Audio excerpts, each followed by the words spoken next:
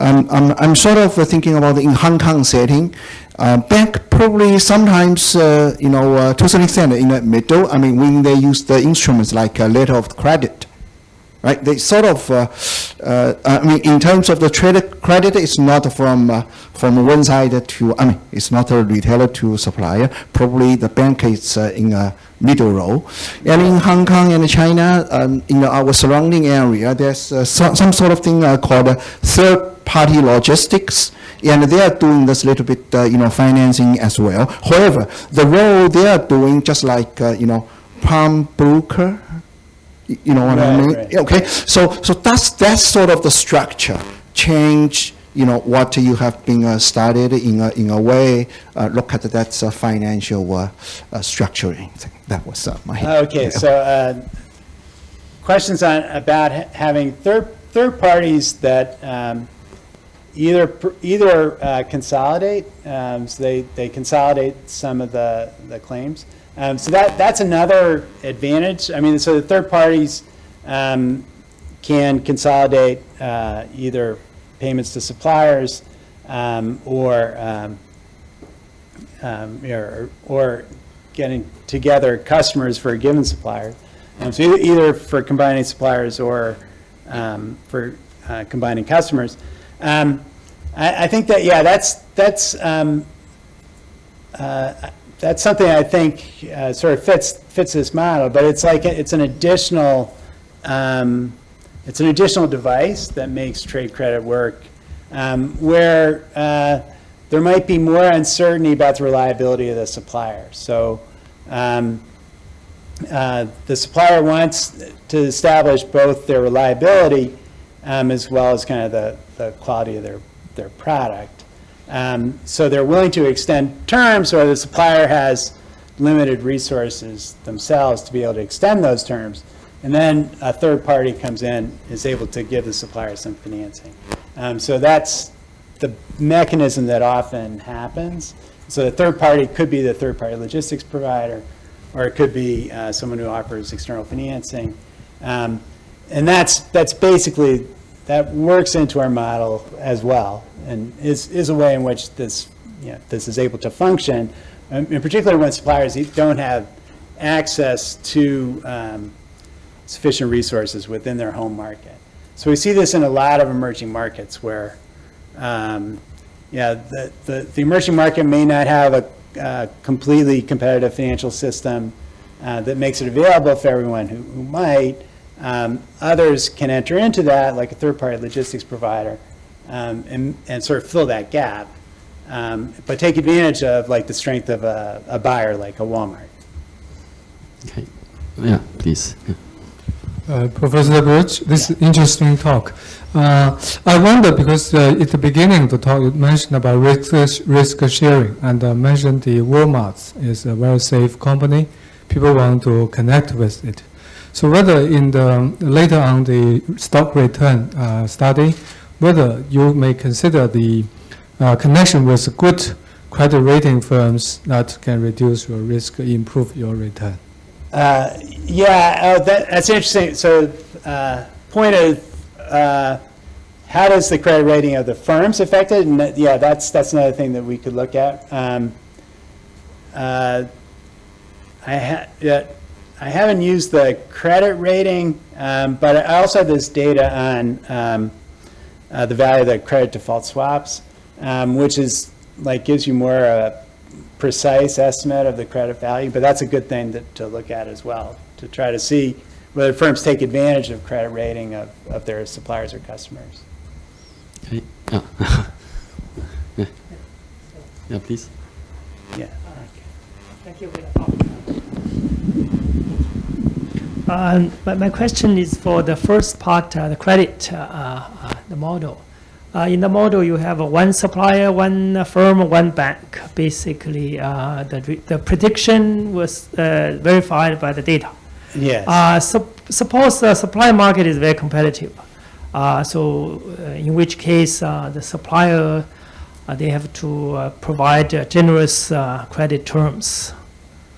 What do you think the result be if you introduce the competitions? in the ops.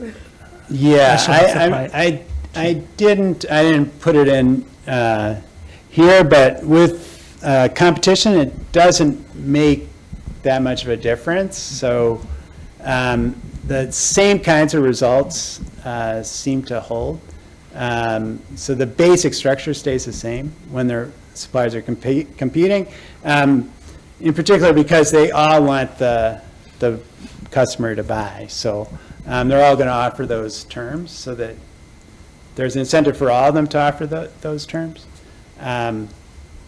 But again, the strongest motivation, well, at least from this model, is if they can share in the risk. So, but if they're senior, when they're multiple firms, because they don't want to be in the position of basically giving a loan to another company, then they hold back. So if they were senior, they would hold back, but if they're junior, then they offer credit. Your theory, I think, is, further, prove that, say when a company is huge, right? So then 10 is will not, easier to go bankruptcy. That when companies, Huge, have many connections with, those other companies. yeah, so this says, at least for manufacturing companies, if you have lots of connections, that makes you safer. Safer, right? Right. So Now, that's it says it's not the same for logistics companies, and I think, again, because a lot of logistics companies are sort of focused on an industry or a region, so if the region gets hit, like if you're primarily doing business in Latin America, there's a problem in Latin America, that's going to impact you, whereas manufacturers have more of a diversified base. okay. So that's also implies, say, if a big company go bankrupt, usually there will be a financial crisis. Yeah, so if they go bankrupt, yeah. If that's- there's I like guess this- yeah, that's right. Okay. Yeah, John, yeah. I have 2 comments and 1 suggestion. Yes. Let me make the first suggestion. You use the word correlation. Oh, okay. I think you should use the word dependence, because correlation only measures linear relationship, and Right. the relationships here tend to be nonlinear. Right, right. The second one is you put up 2 cumulative distribution functions. One was a straight line and the other was a curve at Yes. the beginning. The straight line reminds me of a uniform distribution. The Right. curve reminds me of an exponential. So the order of payment in the uniform case is to be expected as increasing with time, whereas with the exponential, it's completely random. Oh, as if people were paying Right. randomly, okay, right. Okay, so you may want to just offer the interpretation. Okay, that's, yeah, And the last point is you had that regression of YT, where Yes. YT was the sum of quantities between 0 and 1. So when you add them all up, you get a positive quantity. I'm wondering if you take a regression of log YT versus whatever you have, your fit will improve. right, oh, thank That's you, thank you, all right. Okay. Other question and comments? Yeah. I was wondering about the sensitivity of your general conclusions to different levels of base interest rate, or an economic parameter of that nature. Base interest rate. Yeah, I don't think the basic model doesn't change with the interest rate. I mean, my observations are in low interest rate periods, so I don't have observations over higher interest rate period, so I can't really say empirically. In general, it shouldn't make any difference. So everything should just be relative to some base interest rate. But that's a good thing. Well, the problem is I don't have the data from long ago. So this is just a recent data set. What I could do, well, actually, my student Jing, I should point out, at this joint work I had with Alex Yang, who's now at London Business School, and my current student Jing Wu, So actually, for Jing's dissertation, one of the things he wants to do is to go backfill data going back by taking the data that we have now and then trying to see what the connection should have been in the past that would be consistent with what we observe now. So he's going to try to fill in all this data going backwards, in which case then I could be able to test whether there was an impact from periods of high interest rates. I was wondering whether you have a chance to look at the banking industry. So think about banks, you know, they like sort of interbank loans, and they're also maybe their big customer pool also, have some overlap. So I was wondering whether, certain network structure is going to give us a prediction about the systematic risk. Or, About systematic risk of right. banks, yeah. Originally I wanted to do banks.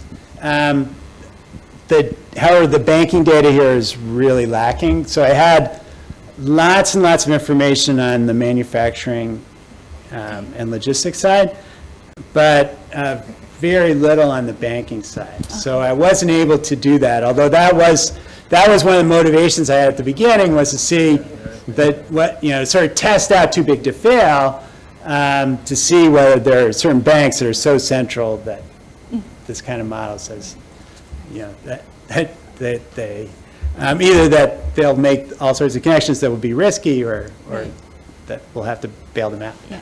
Okay, all right, thanks. Last question, if any. No? So let's thank Professor Birch again.